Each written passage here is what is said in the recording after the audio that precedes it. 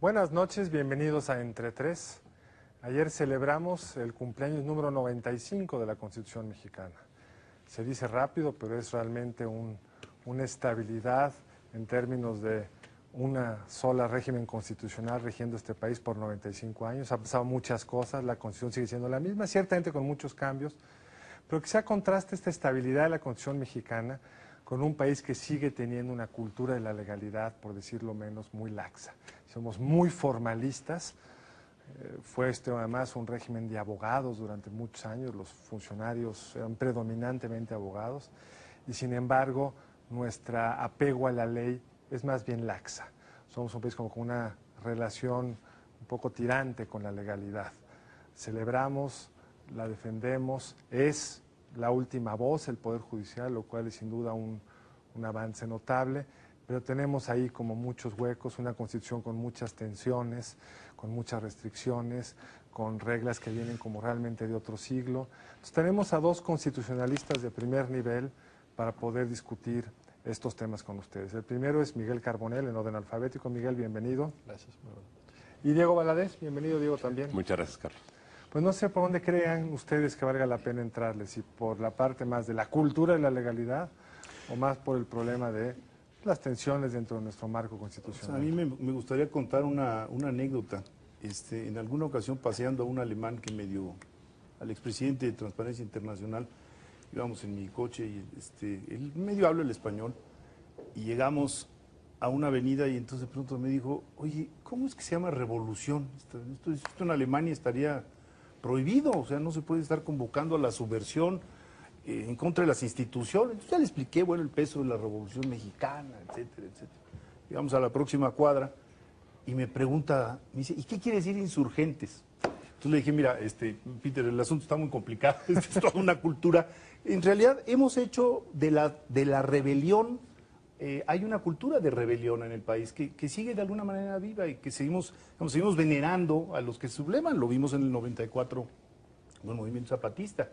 El asentamiento de una cultura de la legalidad es contraria a ese resabio histórico de la sublevación, ¿no? Nos sublevamos contra la ley.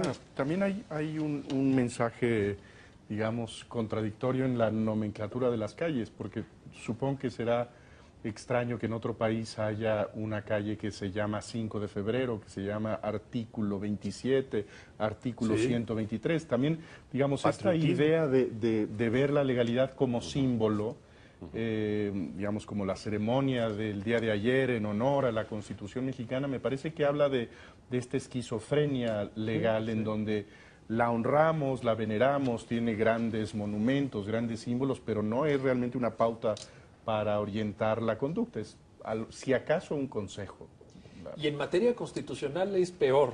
Esto que dicen se magnifica todavía porque precisamente la Constitución es un texto que se presta por su naturaleza de documento no nada más jurídico, sino también de declaración política, a la grandilocuencia y a las grandes palabras y a las grandes definiciones y al encomio también de los políticos y de la clase política, pero que en la realidad presenta un cuadro esquizofrénico mayúsculo, absoluto.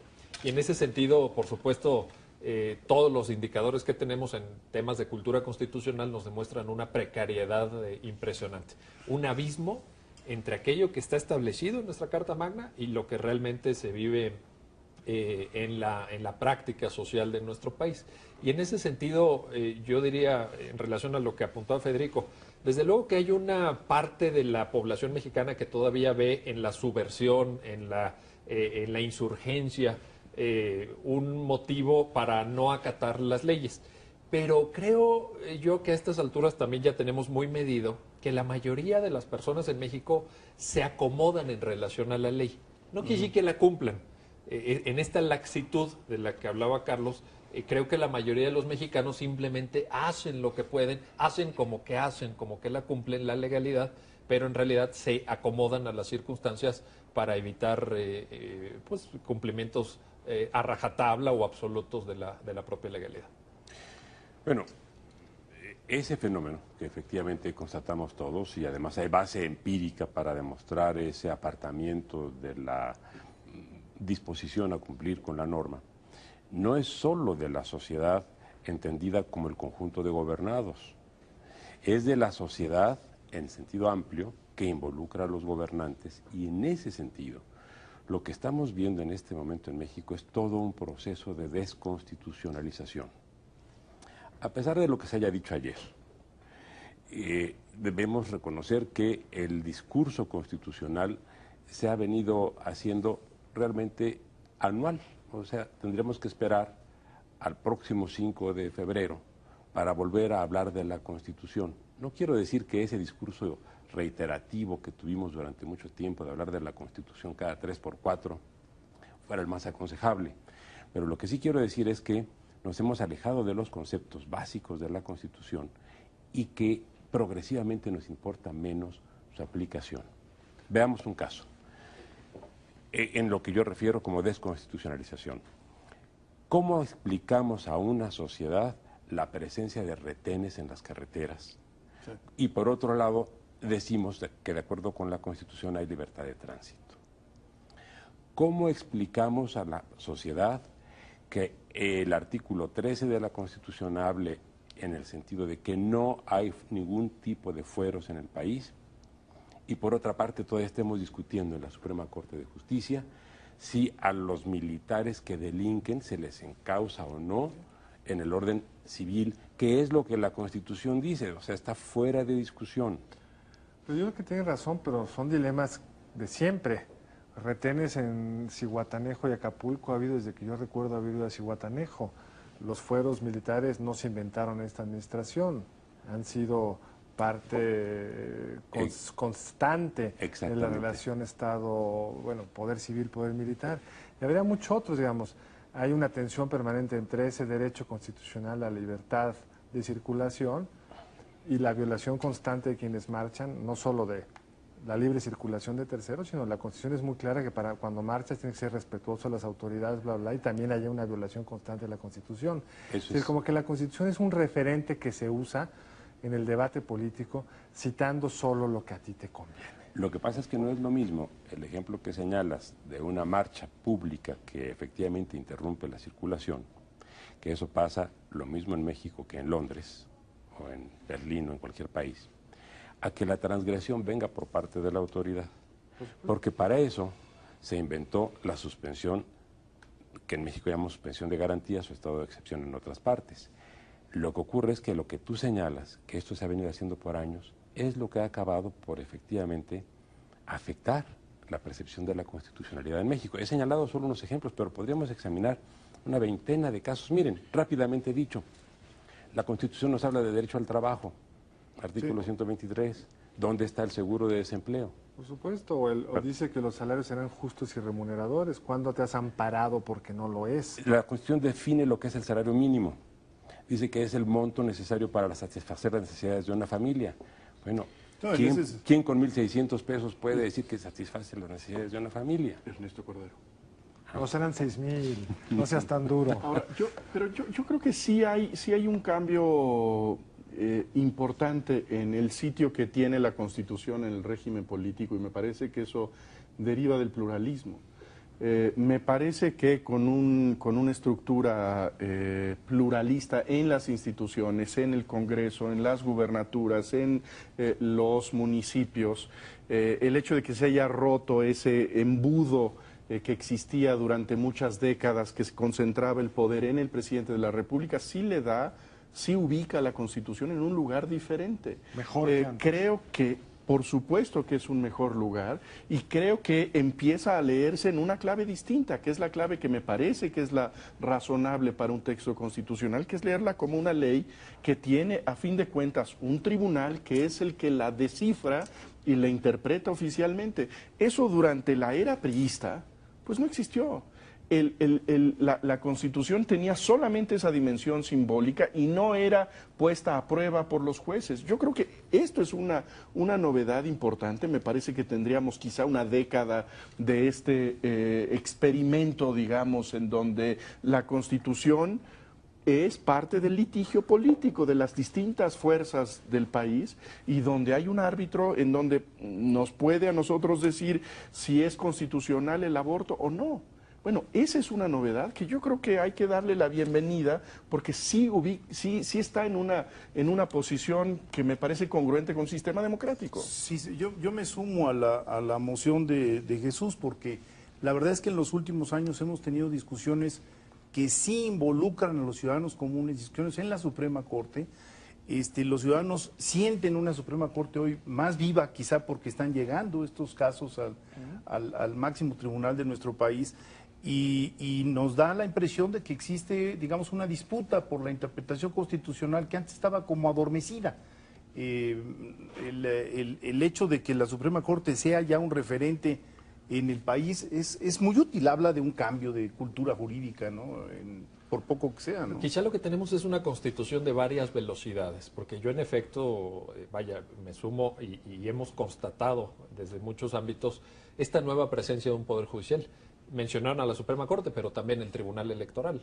Era impensable hace 30 o 40 años una litigiosidad electoral como la que hemos visto, unos jueces dictaminando la validez de una elección presidencial y diciendo si estuvo o no apegada a derecho, con la posibilidad incluso de anularla. Y habiendo anulado elecciones para gobernador o para presidentes municipales, etcétera. Y en ese sentido el Poder Judicial ha emergido como el gran árbitro, ha concentrado controversias constitucionales, acciones de inconstitucionalidad en materia de libertades fundamentales como aborto, libertad de expresión, etcétera. Pero por otra parte sí vemos, por ejemplo, en términos de relación ejecutivo-legislativo, se nos ha ido envejeciendo a una velocidad tremenda la Constitución. El régimen político no ha sido actualizado. Las reglas para llegar sí, pero no para ejercer el poder, cosa de lo que hemos hablado mucho. Pero ese es otro tema, y es decir, no es que no se cumplan las reglas, sino las reglas que tenemos no son las adecuadas para un régimen pluralista como el que ahora enfrentamos. No son adecuadas y derivadas precisamente de que no se han actualizado, con lo cual te hace un poco inservible la Constitución. Pensemos, por ejemplo, en el arreglo que hoy tenemos para definir el federalismo. Nuestro federalismo es de ficción, y es de ficción para todos lados.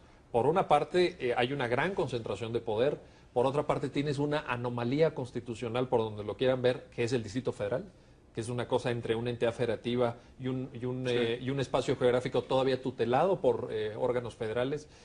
Por otra parte, tienes a gobernadores absolutamente sueltos en temas de rendición de cuentas, por ejemplo. Tienes un arreglo fiscal que no deja satisfecho a nadie en el cobro y en el A reparto. los gobernadores siempre los deja satisfechos. Bueno, eso sí. Mejor dicho, que no deja satisfechos a los ciudadanos. Entonces ahí yo creo que lo que podemos ver a fin de cuentas es una constitución de 2 o 3 velocidades. Sí. En algunos temas sí hemos ido avanzando, Poder Judicial, pero en temas de representación, en temas de arreglo de relaciones interinstitucionales, me parece que claramente estamos atrás. Y en materia de derechos humanos hemos modernizado el discurso, pero hemos retrocedido décadas en la práctica. Y también eso lo podemos medir empíricamente. Sí, efectivamente tenemos que ver por segmentos cómo estamos. Por ejemplo, lo que decía Chucho con relación a la justicia constitucional es un hecho. Con una puntualización solo, estas reformas no fueron hechas durante la administración panista. O sea, ni el Tribunal Constitucional ni el Tribunal Electoral. Pero por lo demás, efectivamente, se están dando estos fenómenos, lo que tú señalabas, Miguel, en el caso de los estados, de un resurgimiento del caciquismo, clarísimo. De manera que hay pros y contras. Hemos tenido algunos avances indiscutibles y hemos tenido muchos retrocesos que creo que también son muy evidentes. Pero digamos, hay una parte que tiene que ver con el marco constitucional y hay otra parte que tiene que ver con, digamos, la distribución de poder que hay en los distintos espacios territoriales que genera con esa misma regla resultados muy distintos. Es decir, no es lo mismo la rendición de cuentas con todos los problemas que tiene el gobernador en Nuevo León que en Oaxaca de Ulises Ruiz. Es decir, las constituciones requieren actores sociales detrás. Los poderes no están huecos, no se pueden simplemente definir en los libros. Si, por ejemplo, está muy evolucionado, quizá hasta un extremo, todo el régimen constitucional en materia fiscal, donde lo que dice la Constitución se litiga con una interpretación muy particular respecto a los impuestos serán de la forma proporcional y equitativa que marquen las leyes. Es igual de vago y absurdo que el salario será justo y remunerador, pero como hay actores sociales con poder, con capacidad, lo fueron litigando y hay una jurisprudencia y la relación entre el ciudadano y el Estado, aquellos ciudadanos que tienen capacidades para litigar, está normada por una serie de especificidades jurídicas. Entonces es lo que hace muy complicada la aplicación del derecho, que no se resuelve en el gabinete, se resuelve también en la acción, en la distribución de las fuerzas sociales. Norberto Bobbio alguna vez escribió, a propósito de un debate italiano, la Constitución no puede sola. Y yo creo que es lo que estás diciendo. Sí, tampoco exageremos en nuestra fe constitucional, por más que, por supuesto, Diego Valadez y yo nos dedicamos de tiempo completo a estudiar la Constitución y la veneramos y entendemos la lógica de la relojería constitucional, pero no nos... Porque eso de venerarla también es un Vaya, poco no venerarla en sentido problema, metafísico religioso, sino que nos parece importante que un Estado tenga una Constitución, buena o mala, pero eso nos parece mejor a una ausencia de régimen constitucional. En ese sentido, venerarla no en el sentido de la antigua doctrina constitucional que con tanta frecuencia y con tanto tino has criticado. Y yo me sumo a esas críticas. Pero lo que te quiero decir es esto. Por supuesto que una constitución necesita actores.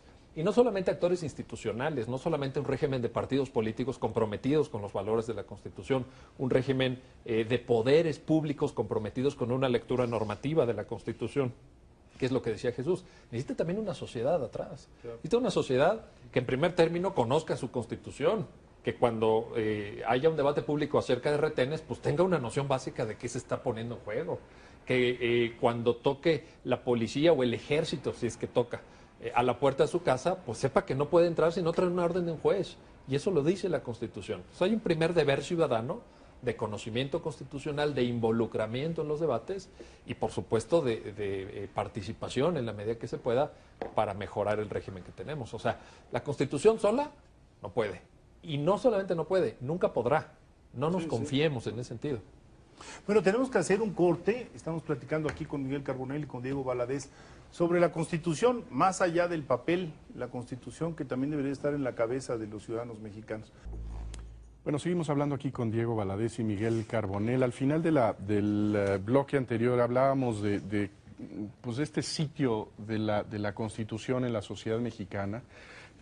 Finalmente podríamos entender que la Constitución no solamente es ese libro que podemos encontrar en la librería o consultar por internet, sino que tiene que ver, por una parte, en una dimensión con lo que los jueces leen de ese texto, pero también con lo que la gente hace de su lectura o de la ignorancia de ese texto.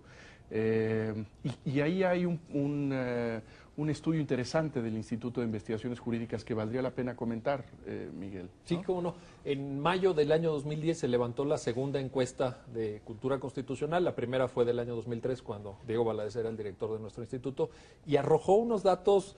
Eso se puede consultar en la página Está en la página de Jurídicas, Jurídicas, ¿no? todo el texto completo de la encuesta, detalle con detalle. La metodología está explicada, es una metodología científicamente validada, en fin. Y los datos que nos arroja son ciertamente preocupantes. Vaya, los más llamativos, para no exceder. Pero, por ejemplo, nos demuestra la encuesta del año 2010 una actitud muy renuente, por decirlo de manera suave, de los mexicanos respecto a los derechos humanos. Pongo dos datos que están en la propia encuesta. El 30% de los mexicanos, 31% de hecho, estaría de acuerdo en que se torture a una persona que está detenida cuando se sospeche que forma parte del crimen organizado. Entonces dice, pues que la policía llegue y le apriete para que confiese, o en fin, para el fin que piensen, etc.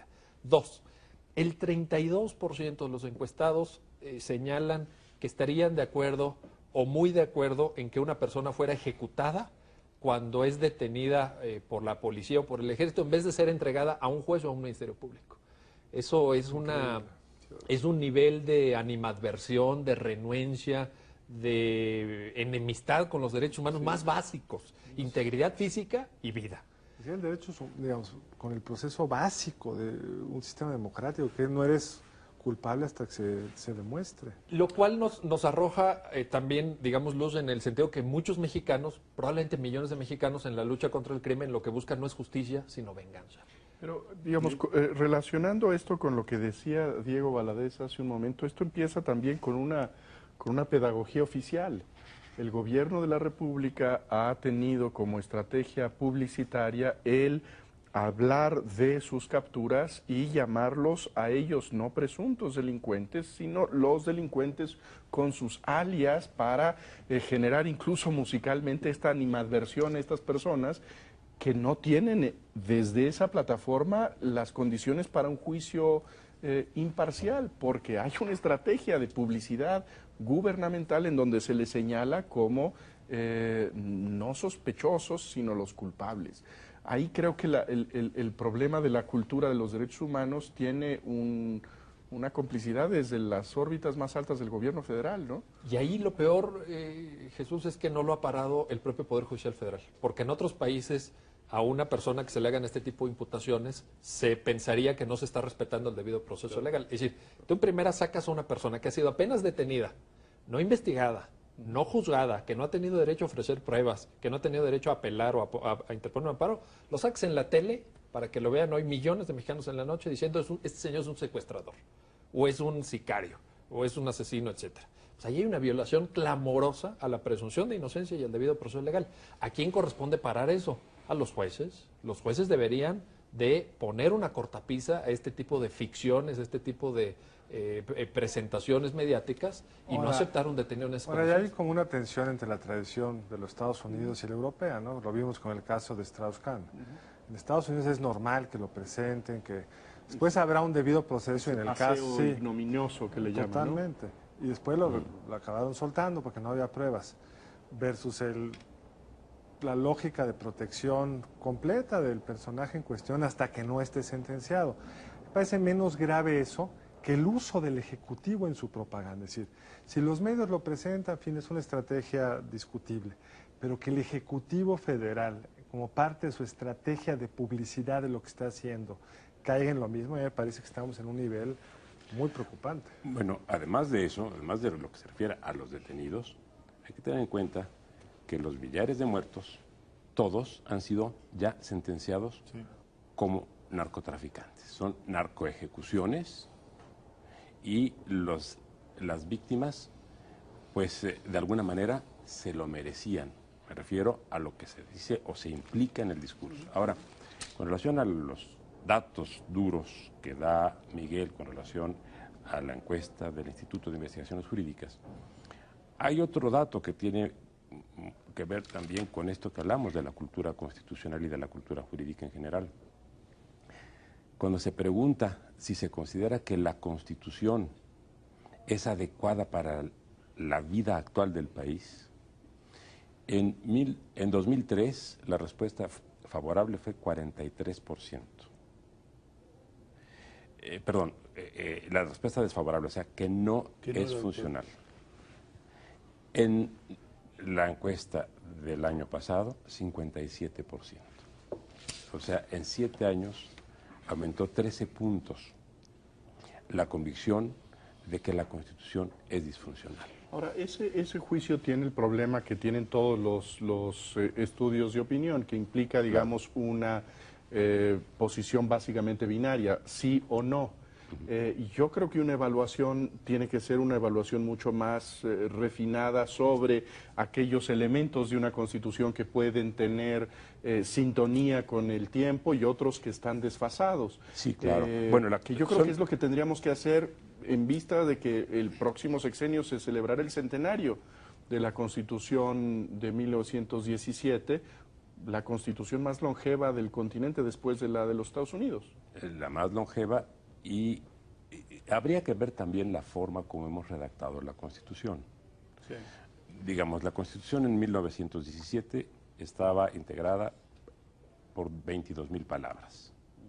La Constitución a fines de 2011 estaba compuesta por 55,000 palabras. Yo no sé cuántas constituciones más largas conozca Miguel. Yo solo conozco una, que es la de India, que contiene 90 y tantas mil palabras. La brasileña es muy larga, ¿no? Sí, la brasileña, la venezolana, la ecuatoriana, la boliviana son más largas en artículos. Pero no palabras. Pero no en palabras. Lo cual quiere decir también que nuestros artículos ya son complejísimos. Sí, y que es muy difícil leer nuestra Constitución para uno que no sea experto. Pocas constituciones tienen el nivel de detalle digamos, en la relación Así de es. la industria petrolera, donde está a nivel constitucional cosas que en donde yo conozco en todos los países está a nivel de ley secundaria O del sistema electoral. o el sistema electoral, que está el régimen de reparto de dineros en la Constitución. Y, De y 20 el de los spots de 20 segundos, 20 y de 30 segundos. segundos. Eso está en la Constitución, en el artículo 41. Sí. Ahora, regresando a este dato que, aunque sea binario, te da una percepción, ¿no? Y que es dramático. Pero hay muchas preguntas para corroborar. O sea, Sí. di los datos de una, pero ¿se confirmaron esas No, tendencias yo con creo otros que lo que productos decía Jesús no es que no complementarios? estuvieran confirmadas, son lo que son y son muy claras, sino que se habría que indagar un poco más dónde está viendo el público, están los desajustes, en qué temas específicos, el en materia de público trabajo, en educación. Y lo que dirías tú, lo que diría Miguel sobre esta distancia con... Sí, lo presente. del público habría que tomarlo, vaya, con una cierta reserva en el sentido de lo que ustedes apuntaban, de que en la medida en que una constitución va creciendo y tienes un artículo 27, un artículo 123, que verdaderamente cuesta muchísimo leerlos de corrido, irlos entendiendo, etcétera, en esa misma medida se dificulta que el público que no está especializado Claro. pueda también valorar eso. Es decir, esta propia encuesta de cultura constitucional nos arroja un nivel de desconocimiento constitucional profundo, arriba del 90%. ¿Qué tal? Algunos ejemplos, Miguel. No, cuando se le pregunta a la gente, dice, oiga, ¿usted realmente conoce los derechos que establece en su favor la Constitución? Entre quien lo conoce un poco y de plano dice, no lo conozco, suman el 90%. O, por ejemplo, cuando se le pregunta también, para corroborar esta primera, hay una pregunta adicional que dice, oiga, ¿quién reforma en México la Constitución? Sí. 0% sabe la respuesta correcta. 0%, que es un poder reformador de la Constitución integrado por el Congreso de la Unión y las legislaturas locales. Un 40% te dice que el Congreso. Un porcentaje menor de un 15% te dice el presidente de la reforma. Bueno, al grado de que hay todavía un 3 o 4% que te dice el IFE. Un 2% te dice la CNDH. Caramba, la gente tampoco ha leído tanto la Constitución. No es culpa de ellos, necesariamente. Porque yo también a mis alumnos les pongo de prueba y de reto. A ver, lea usted el 27 de corrido, un domingo en la tarde, a ver si es capaz de leerlo hasta el final y luego recordar que decía el párrafo segundo. No hay quien lo haga. Ahora, y apunta otra cosa.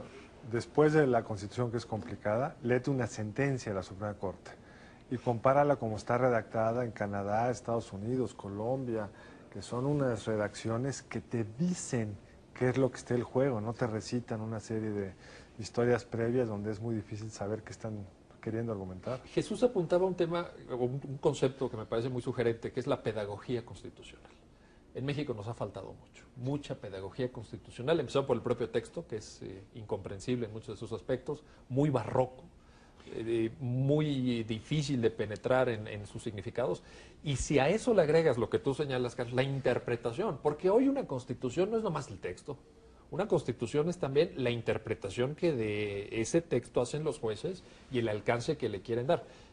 Jueces nacionales e internacionales, porque también Claro. tienes que contar con lo que dicen las cortes internacionales, toda vez que hemos ya incorporado los tratados internacionales de derechos humanos, por ejemplo. Entonces sí se vuelve ciertamente complejo y difícil de comprender. Ahora, a mí me gustaría retomar algo que se ha dicho en la mesa de pasadita, lo dijo ya Diego, lo dijiste tú, y es que en materia de derechos humanos en los últimos años realmente estamos viendo una situación que podría ser un gravísimo retroceso. Hace poco estuvieron en México Human Rights Watch, los representantes de esta organización que vigila los derechos humanos, y bueno, auténticamente en las entrevistas que tuvieron las autoridades les hicieron saber que pues detrás de los 45,000 muertos, en realidad pues solo el 5% ha gozado de una investigación, es decir, que no sabemos absolutamente nada de los otros y ya de entrada se les está calificando como de personas involucradas o vinculadas con las otras. Pero va a ser un asunto que el país va a tener que digerir, o sea, terminada esta administración, bueno, pues vamos a ver una discusión sobre quiénes eran, ¿no? Una discusión que además ya Porque no se puede. sabe la identidad de todos ellos. No se sabe la identidad, las pruebas han sido alteradas, en fin, hay una situación realmente muy complicada.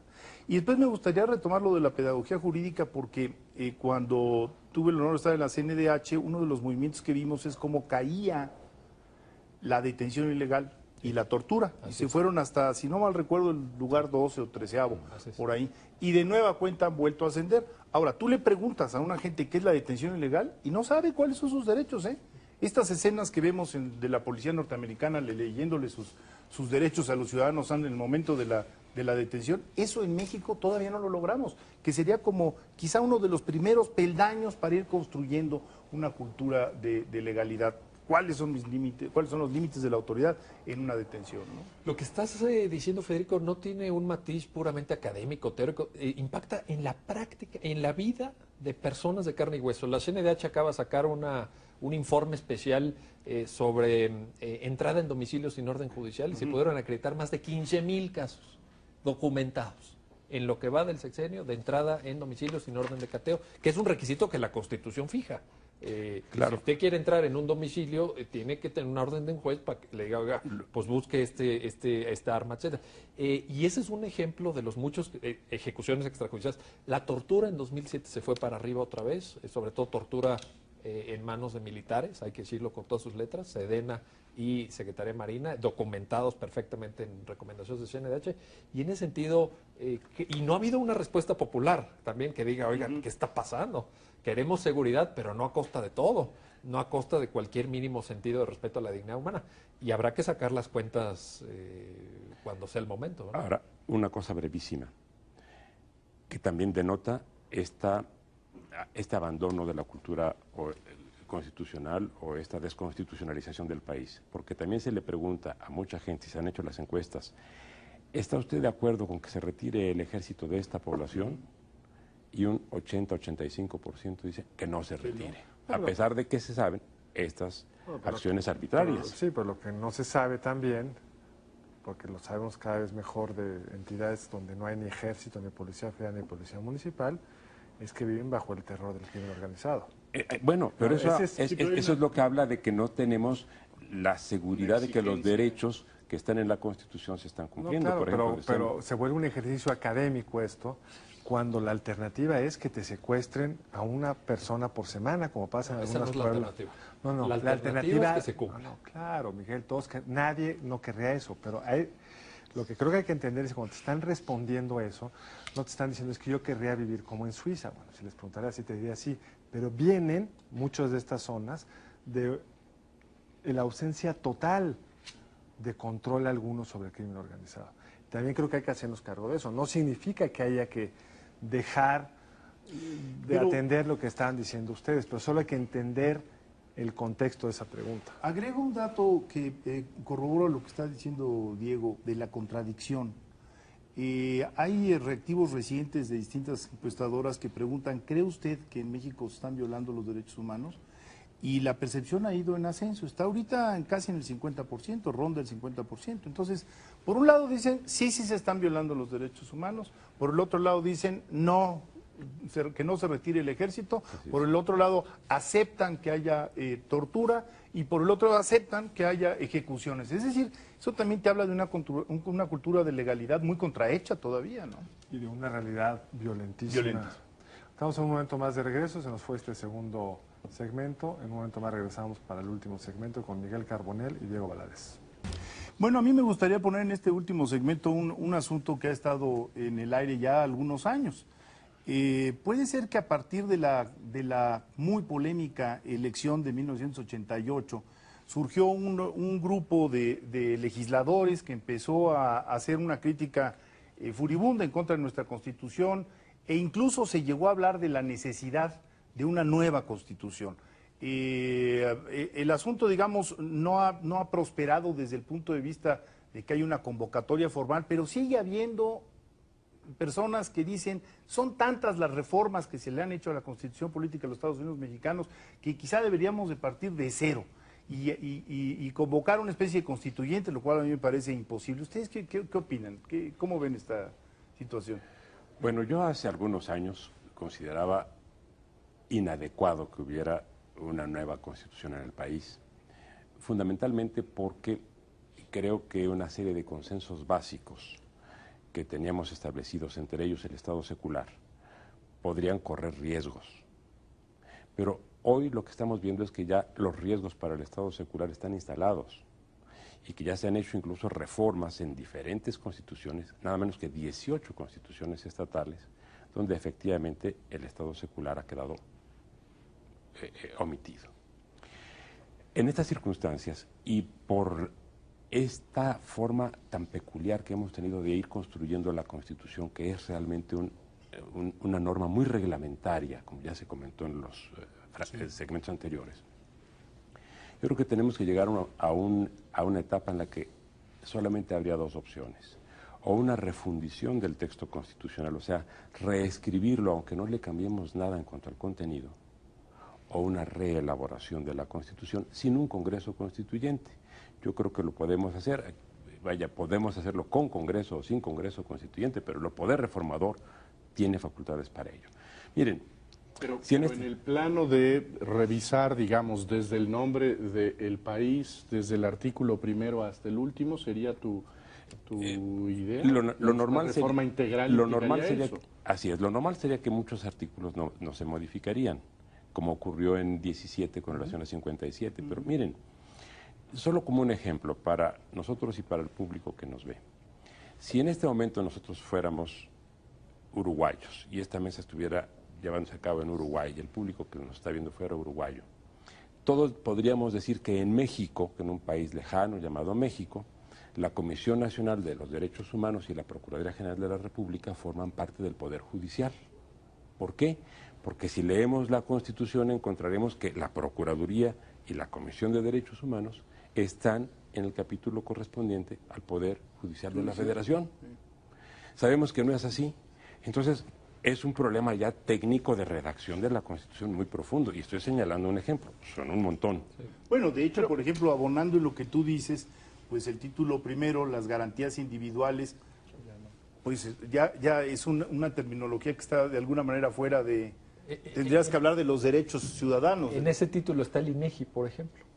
Dentro del listado, dentro del catálogo de derechos, no sé por qué razón, pero ahí se incluyó al INEGI, y al Banco de México, a los tribunales agrarios. O sea, yo estoy a favor de una nueva constitución y estoy a favor de un Congreso Constituyente, si es que es necesario hacer un Congreso Constituyente, no por razones meramente formales de reacomodo, etcétera, sino porque, desde el punto de vista de la técnica jurídica, la Constitución mexicana es, desde mi punto de vista, la peor de todo el continente. No hay un texto más barroco, más difícil, más contrahecho, etcétera.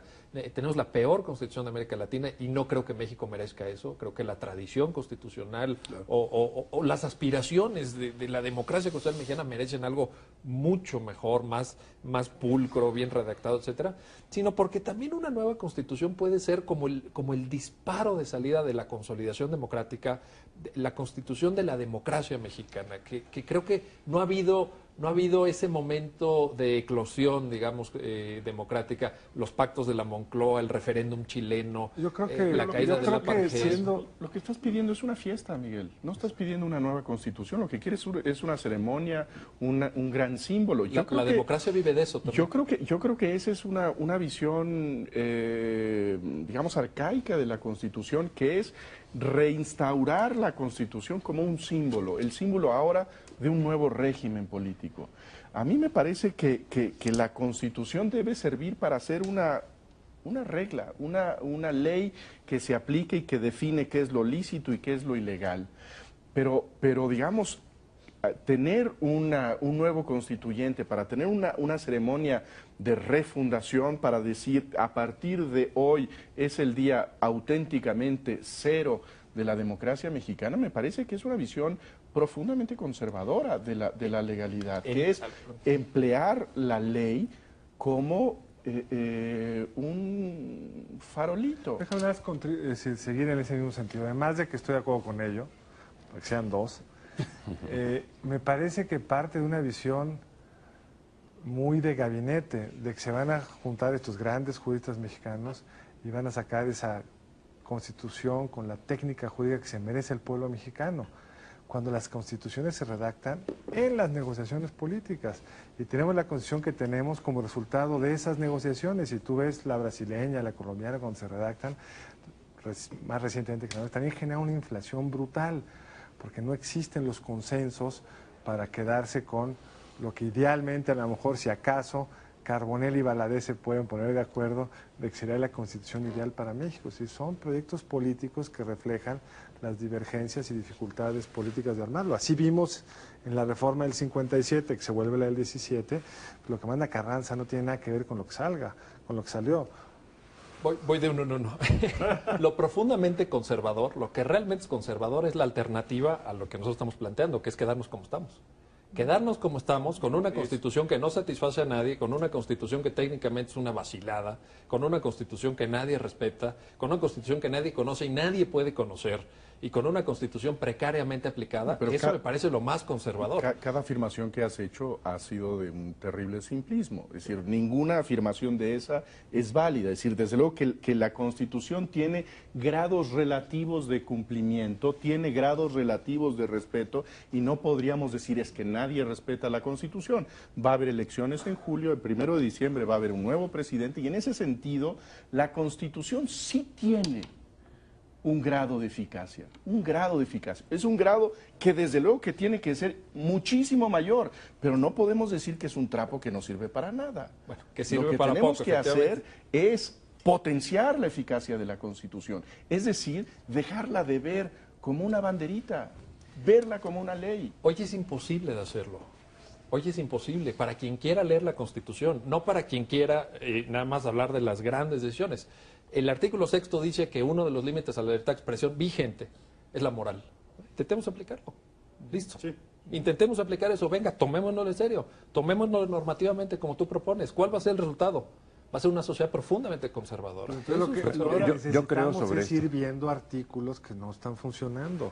Sí, yo simpatizo más con la Llevamos idea décadas tuya. haciendo Bueno, eso. es que lo otro es políticamente una fantasía. ¿Te imaginas los consensos para que salga algo mejor? Pues si Colombia pudo, Brasil pudo, Venían Perú de regímenes pudo. dictatoriales, lo hicieron en el momento justo del arranque. A mí se nos hizo, ya ese tren se nos pasó para antes del 2000. Ellos pudieron y nosotros Yo creo que tendríamos que distinguir en este momento dos etapas.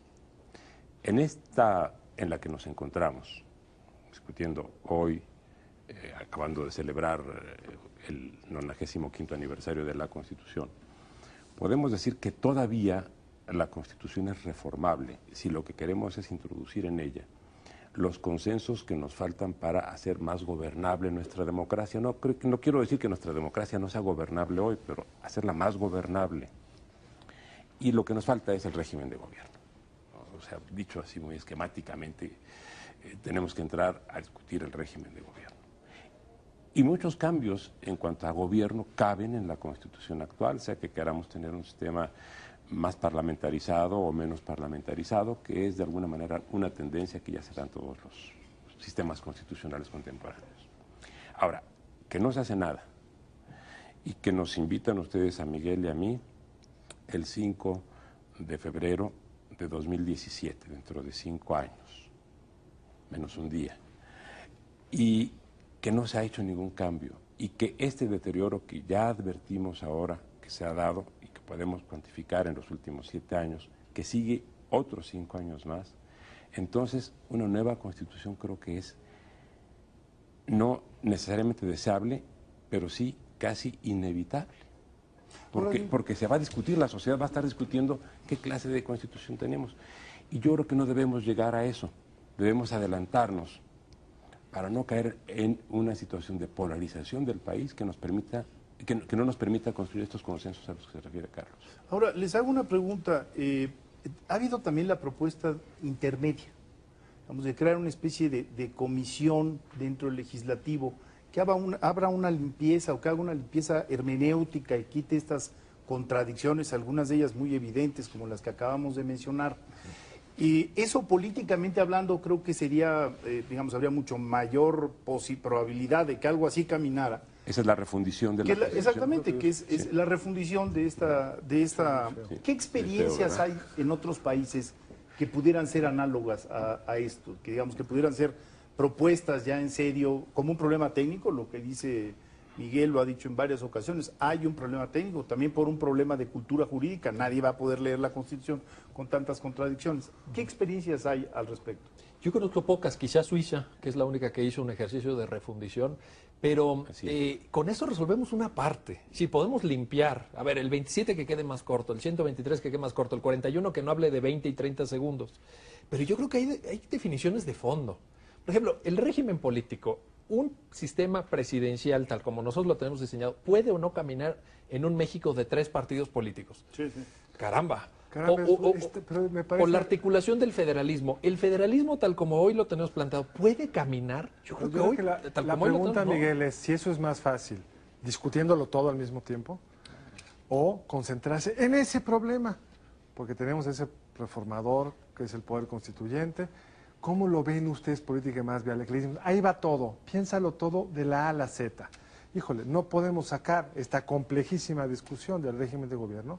Yo voy por la idea, por la experiencia reciente de la capacidad de nuestros legisladores, que son los que son. Serían mejor si fueran suizos, quizá no lo sé, pero son los que son.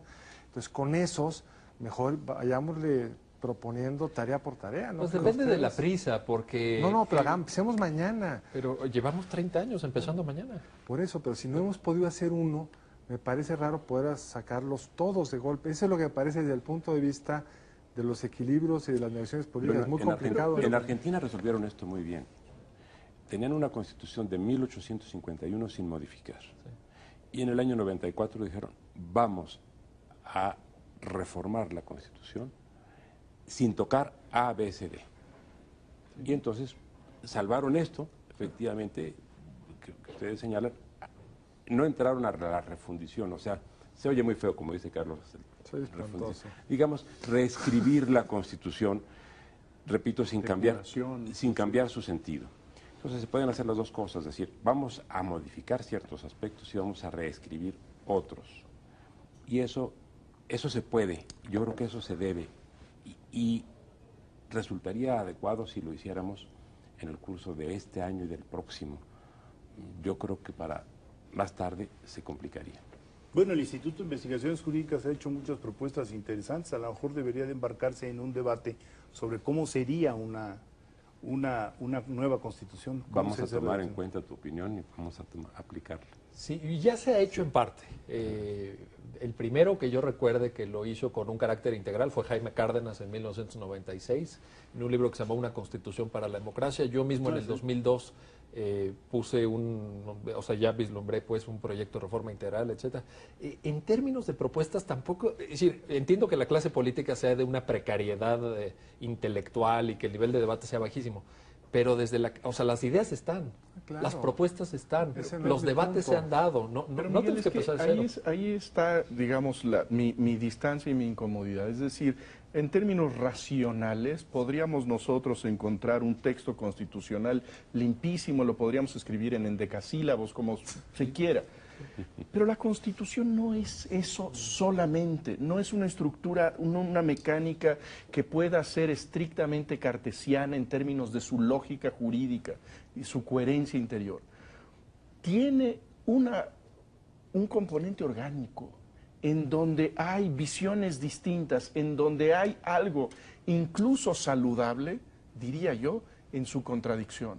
Porque eso quiere decir que distintos proyectos se pueden encontrar, pueden hallar su coincidencia en distintos instantes de la factura de la Constitución. Yo creo que esa vejez, esa mezcla de distintos tiempos que se incluyen en el texto constitucional, tiene alguna parte que es saludable y positiva, que podría ser eliminada cuando nosotros tenemos una criatura de laboratorio de química. No, lo que decía Lassalle, en el sentido de que las constituciones representan a las fuerzas políticas que están atrás, pero todo tiene un límite, ¿no? O sea, porque las contradicciones también, tiene que haber una lógica mínima. Hace poco pues desató una muy entendible discusión la potencial reforma del artículo 24 constitucional y la inserción de la expresión libertad religiosa, ¿no? Entonces ahí hay una serie de cuestiones que tienen que ver con técnicas, ¿no? Pues sí, pero un tema te desata esas complejas discusiones. ¿Vale la pena echarse a cuestas todos de golpe? O mejor, Estamos de acuerdo a la composición de fuerzas políticas del instante en que se redacta la Constitución. Si en algún sentido tiene alguna ventaja la vejez de la Constitución de 17, es que no podríamos decir en este momento que esa es una Constitución de el vencedor en contra de los derrotados. Eso lo tenemos, esa es una ventaja. Queremos tener, si el año que entra gana el PRI y tiene mayoría, que sea la Constitución del PRI, yo no. Y quieres también, como nos pasó con la ley electoral, otra vez empezar a ver qué significa la Constitución, porque cuando cambian las reglas, como decían hace un momento, luego tienes que ir al Poder Judicial y reinterpretar cada una de ellas.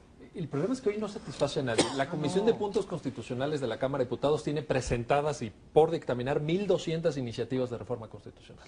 Y que ni los actores políticos están satisfechos, ni creo que en términos ciudadanos estemos estamos de acuerdo satisfechos. todos. La pregunta es, ¿qué hacemos? Si la respuesta es, nos vamos a quedar igual, No. yo esa es la respuesta con la que no voy. Yo tampoco. Vamos a imaginar escenarios que nos permitan solucionar el problema. No un escenario conservador, que es decir, como estamos bien, o hay que seguir acumulando vejez hasta que cumplamos 150 años. Ahí sí yo no voy, porque no nos va a resolver los problemas que hoy tenemos, que no son de gabinete. Los problemas que hoy tenemos son de la vida real. Bueno, tenemos un problema ahora cronológico, cronométrico más bien, que ya se nos terminó el tiempo. Muchísimas gracias, Miguel Carbonell, Diego Valadez. Muchas gracias. Nos veremos nosotros por acá el próximo lunes entrando en martes.